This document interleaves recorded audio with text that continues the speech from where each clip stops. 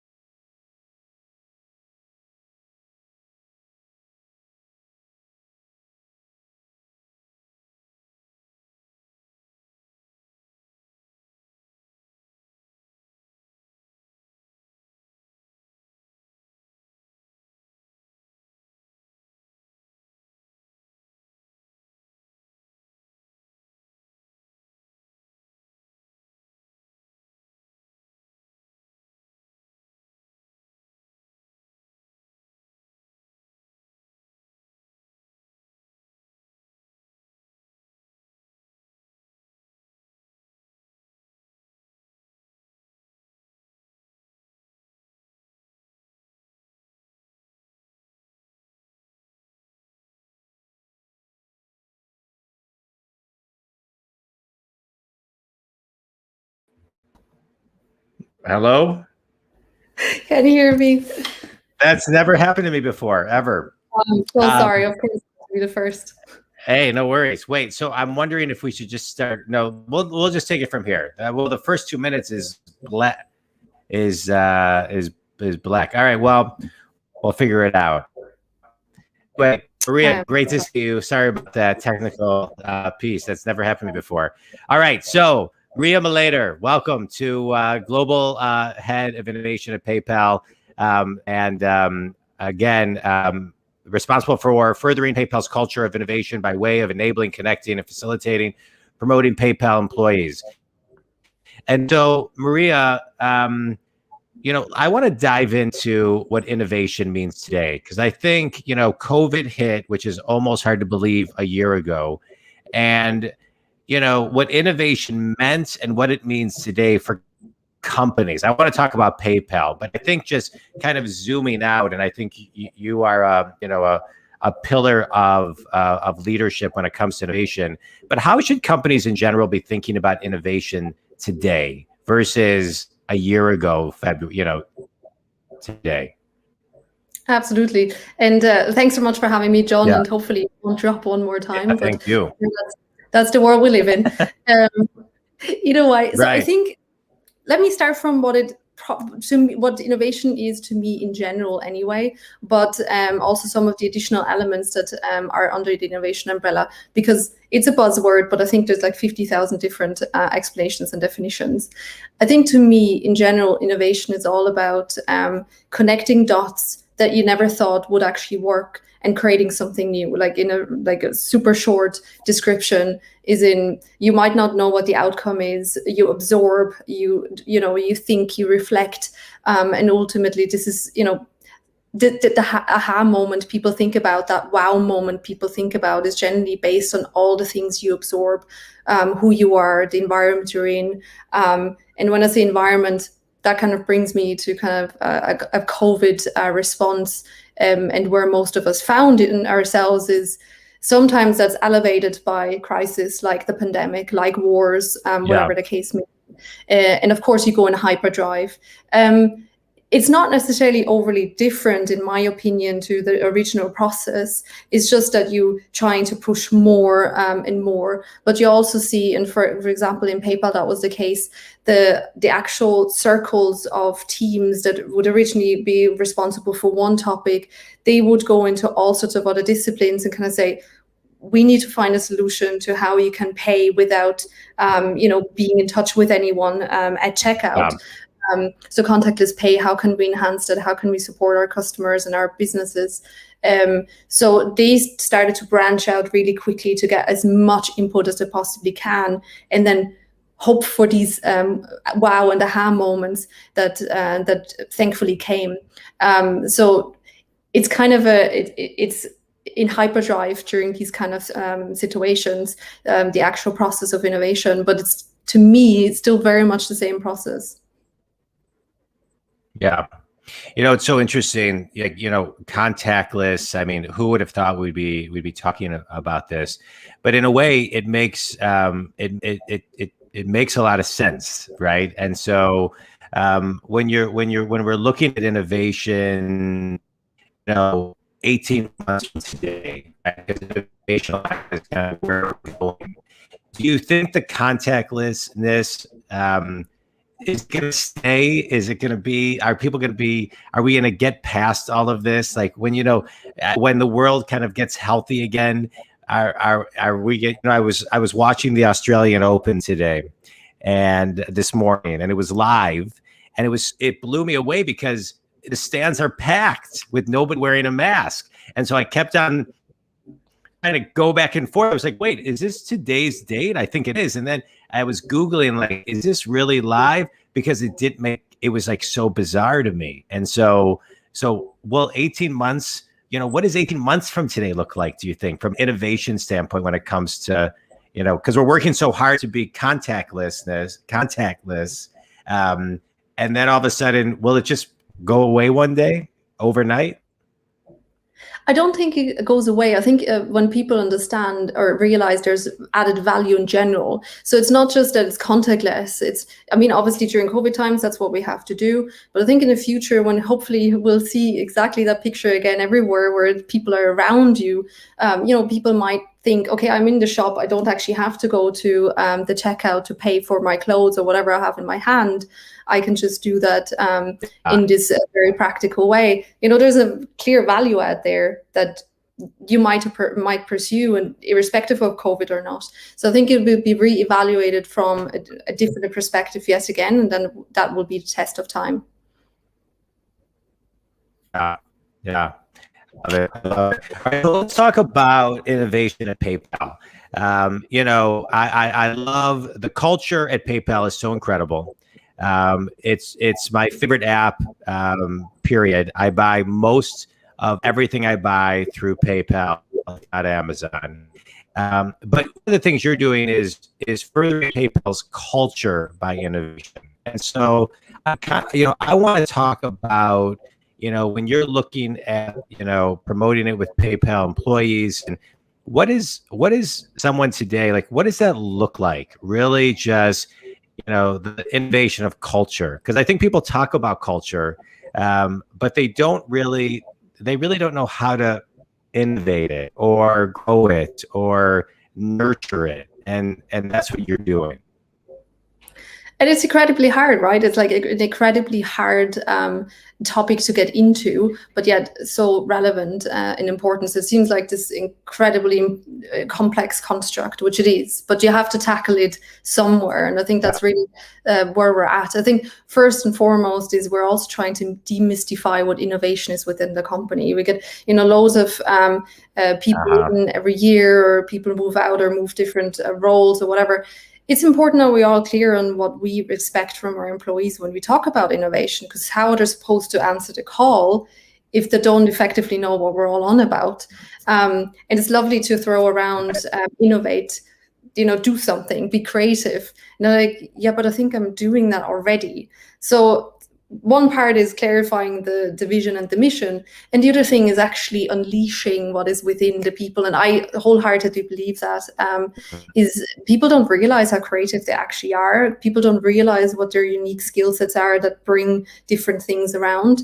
And the amount of change agents, when you walk around, and when we're still able to do that in the office or even now, people just do a lot of things naturally without realizing that that would fit into any of these brackets. So it's really consciously telling them and showing them also what impact they're already making is another thing to kind of get them to feel like they're actually part of the machinery. And it's not just for super smart people or for engineers or for whatever stereotype is out there.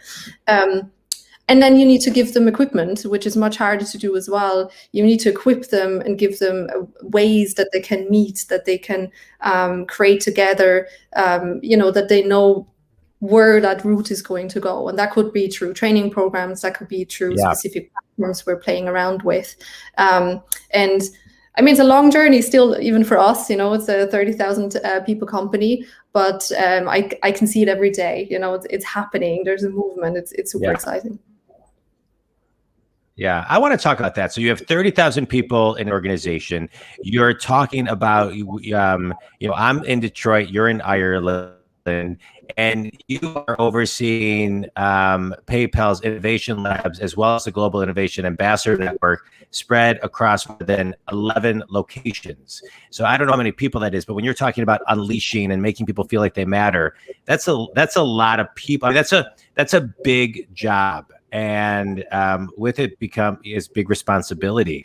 And so how, as a leader, are you able to, I mean, I've gotten to know you, and I'm not surprised that you're doing it and doing it amazingly well, but how do you do it? That's really hard for a lot of people. It would be hard for a lot of people to manage that, to, make people, because I think one of the things that most companies don't do well enough is let people know that this little thing that they did had mattered to the big picture of things. And that's what you were talking about, right? And that to me is so important. And but how do you make all 11 locations of all of these people that you're overseeing really feel connected to the vision on a daily basis? A huge question, and a great question at that. To be honest, it's a big question.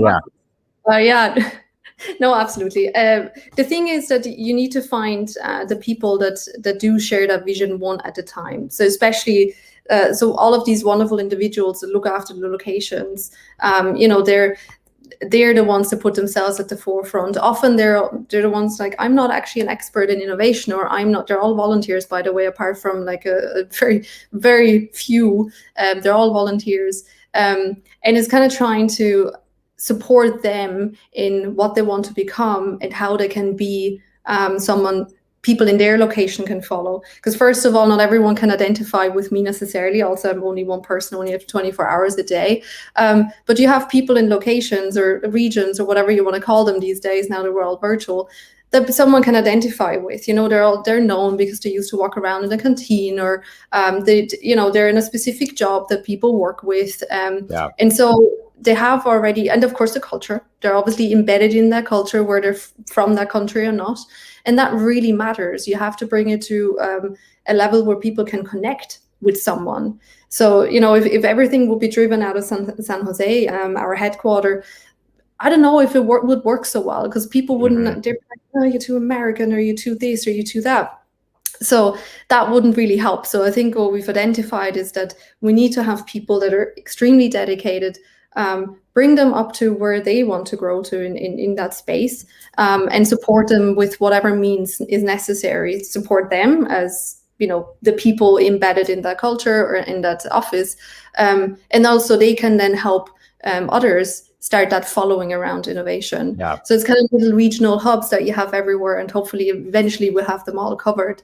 So I kind of concentrate a lot on the individuals there, them creating a following, them also then telling me who their top innovators are. So we, start becoming more of a global family and not just regional. Yeah. That's the ultimate aim. Yeah. Well, I love everything that you do, because I've been a little bit inside the walls of PayPal and how you cultivate people and how you cultivate ideas is really remarkable.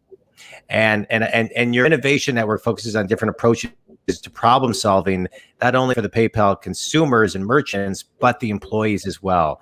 So I'd like to talk a little bit about the power of problem solving, because I think a lot of times, a lot of people have problems with problem solving, because it's a lot. I always find it's about sometimes just sitting in a room and looking at all the nitty gritty granular stuff, and then actually making a decision of whatever the next step is. It doesn't have to be the final decision, but whatever the next step is. And so when you talk about problem solving, what's the formula for problem solving and solving a problem? So I think the number one is to understand whether the problem actually is trying to solve what you set out for. So I think the actual the question around the problem, right? It is hugely, it's actually really difficult as well. And I think we need to, sometimes we run out of patience because we feel we already have something in our head that needs to get out there. We want to jump to the solution straight away. That might not fit the problem that it was originally put out. And then on top of that, the actual problem question might not be the one that we try to address in the first place. Yeah. So I think we need to, and this is definitely a culture change. This is as the more people you have it, the more people settle into it, is give yourself the time to understand the customer journey. Don't just assume what your problem is might be someone else's. And that is especially true with, even now, a lot of older people are starting to use the internet because they have to, they're required to. And then I watch my parents who are in their late 60s, and the way they click and think about things is so completely different to everything else I would have ever imagined. So I watched them for an hour, nearly lose all my patience. But in the end, I'm like, I never even thought about it that way. I never even, so consider different age groups, consider different cultures and different, backgrounds, work that in, and then keep it really big at the beginning. Think big, like you always say. And then when everything is out there, then you start seeing themes. Then you can go into the problem creation. What is the problem we're trying to address? And then you have a really good foundation to start with an actual customer journey to iterate around the problem that you're trying to solve. And hopefully, it's a lot about patience, though, I have to say. And I'm not one that would freely say I'm the most patient in the world. It's actually really important to give yourself that time to do it right. Yeah, that pause, that patience, right? Because it's kind of like you're brainstorming and yet you're almost there, but you just know in your gut, it's just not quite there. And that's, I think, the interesting part about all the minds that are coming up with, the ideas to make our lives easier, right? So selfishly, PayPal makes my life, everything that all of you are doing is making my life so much easier. That's why I love it, because I can buy something. I find myself that if I check out and it's not a PayPal link, I a lot of times don't know if I ultimately end up buying it because it's not as easy to use. I want to talk about the innovation of companies using PayPal, right? So today, companies are using it like I am as portals to online programs and to courses, to buy merchandise and everything of that nature. And so, how does PayPal look to grow into the consumer's mind even more now that online shopping and e-commerce post-COVID is bigger than it's ever been? And so it just, to me, it almost accelerated everything 5 years, right? E-commerce was very popular, but now you have to have an e-commerce platform, whether you are a retail or a professional service firm, you've got to have that model and you've got to have the portal like PayPal. And so how is PayPal look at that today as far as targeting and messaging, getting those consumers in the door? Absolutely. Do you know what, when we say that, if we just look at our general consumer base, I mean, there's so many different variations and types. But what we do, what we realized that we have to start somewhere, we said that before, we work with our merchants a lot. So, our merchants would come because they know their customers best in a specific industry. And this is where we start working with them so they can help us understand their customers, who are ultimately our end customer, really, and the consumers to come in. And that's interaction, and we have that beauty that we see all the angles in a way. But yet, when you really iterate with a merchant, it's incredible how much you learn from them about their consumers in that specific industry. And that's how, there's a lot of such interactions. And so we do a lot of that. We actually also, for example, work a lot with governments. So when it's, especially last year, the small businesses, for example, that they needed to go online, a lot of them look towards governments or councils or whatever for support. We always had a lot of relationships with governments and all the likes. And they in turn would come back to us and kind of say, well, this is what we hear, this is what we are seeing. So you need to tap into different elements, not just obviously one merchant at a time, we'll never finish. But so strategically choose specific industries to start getting better at offering the right things to the consumer at the right time. Yeah, I love it. I want to talk about you now, Maria. You've been at PayPal for almost 12 years. Which I love seeing people, the longevity within a career. So you've seen so many changes from being there over a decade, and you're the global head of innovation at PayPal.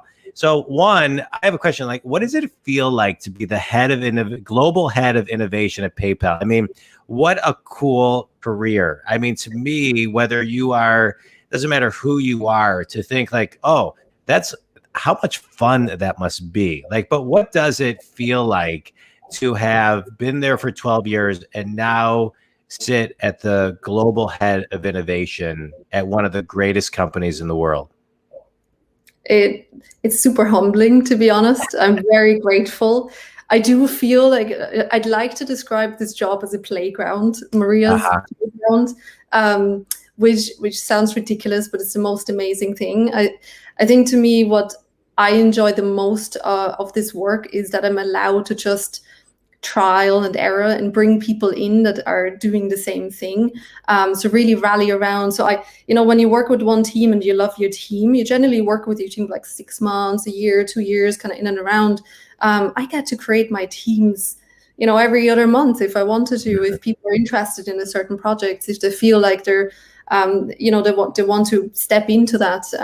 And it's beautiful because failure is something that we then cherish. We're like, well, that didn't go well, but whatever. And then we just turn it around and say, why didn't it go well? Why did this one have to fail? And sometimes they're resurrected years later, which is really fun. You're like, it's also a moment in time. It's an absolutely amazing role to have in a company that is so open to all of these elements that are innovation. And and the more people tell me, oh, Maria, we've already done that, can't be done, the more I'm like, well, let's try it again, shall we? And just think about it differently. And oddly, most of these people, even though they started with, can't be done, Maria, we've already done this, they turn around and they try again. And that is so energizing, amazing. I love that. It's so great. And I want to talk about, what is it about PayPal that has gotten you to stay there almost 12 years now, right? Because it says a lot about you and it says a lot about the company. And today I feel like so many people are so quick to get a job and then 3 years later move to the next job, and then 3 years later move to the next job. And their mentality is just to hop. And I'm not suggesting that there's anything wrong with that. I'm not judging it. But there is something that when you have, it takes almost 3 years to get used to kind of understand the surroundings a lot of times. And so what is it? What was the alignment like that really, where you said to yourself, hey, I'm staying and this is why? Yeah, I think sometimes, so for me, it's definitely the learning. So PayPal definitely is not just you get loads of great training programs that are offered to you, but there's just a lot of approachability across the company. So if you ask, you generally receive, or you get to some degree, might not entirely work out how you had planned it. And I think that was always what got me into a next role or another role. So I got continuous learning, and for me, that's huge. That is just so important that I develop and that people give me a chance. So I think if people see leaders see certain qualities in you, that you are being given opportunities. There might be voluntary, there might not be a whole different career change, but that might well tell you whether you like this or you like that, or whatever it may be. And I think that is, a lot of it needs to be self-initiative. So maybe some people are not, they're expecting something to come from a company. I was always happy that the environment was there and I was just doing it and trying it out. Because there's, it's a company. There's only so much people can do for one another. There's only so many structures that can be created. And talking about structures, sometimes they're just not the most effective. So you have to just find different ways that are still compliant, still legal internally, but that still gets you to a place, Yeah. So I think that's what they always offer to me. And you reevaluate every 2 years. You want to reevaluate where you stand. Do you still fit into the vision and mission of the company, and vice versa? Yeah. And that's really important. And, there've been a good few moments in my career with PayPal as well, where it's like, maybe it's my time to go. Maybe it's the time that we just separate for forever or not. I don't know. But either way, it's a conscious effort, and you want to grow with the company. At least I wanted to. Yeah. Well, you bring up something that's so important, and I hear that. I coach people all over the world, and I love it. I love what I do. But one of the things I hear all the time is that the reason I left a company, or I'm thinking about leaving a company, is because they don't train. There's no training going on. And so companies, I think, still lack that element of investing in their people and training them. And I think sometimes it's because they don't want to train them subconsciously, because then they know they have to pay them more money because they're raising their value, right? So like, if I train you and I make you smarter, you're going to ask me for a raise. And I think there's this backwards thinking of it, right? So versus, hey, invest in your people, they'll make you more money. Because going back to what we're talking about, if you appreciate them, you let them know that they matter, like you're talking about, and you train them, then they're going to come up with that little idea that's going to make $7 million. That little idea is going to make the company millions of dollars. And so I hope through conversations like this, companies raise their awareness, they raise their consciousness on making their people the best they can be. Maybe taking some of those profits and investing it in training their people, because people need it. And I think that's one of the people leave their managers, and because they're not trained enough. And usually those go hand in hand. So kudos to you for being a leader that not only believes in your people and in failures and in resurrecting ideas and in making people feel like they matter and connecting them to no matter what they do, to the bigger picture. That is so beautiful to hear and so inspiring. So great job. That's great. That's great. All right. You ready for a quick speed round, Maria? Sure. All right. Okay, sure. Let's go for it. The best piece of wisdom you've ever received. Don't ever do again what worked before, or whichever way that goes, because that's the whole principle of reinvention. So let's not do that. I love that. Your favorite book and why? Oh, that's an easy one, actually. So it's Brave New World by Aldous Huxley, because to me that was written in the 30s. It was the earliest Black Mirror episode you'll ever get, and it kind of really puts that mirror in front of our faces, saying this is what the future beholds. These are all the wonderful technology elements we can add.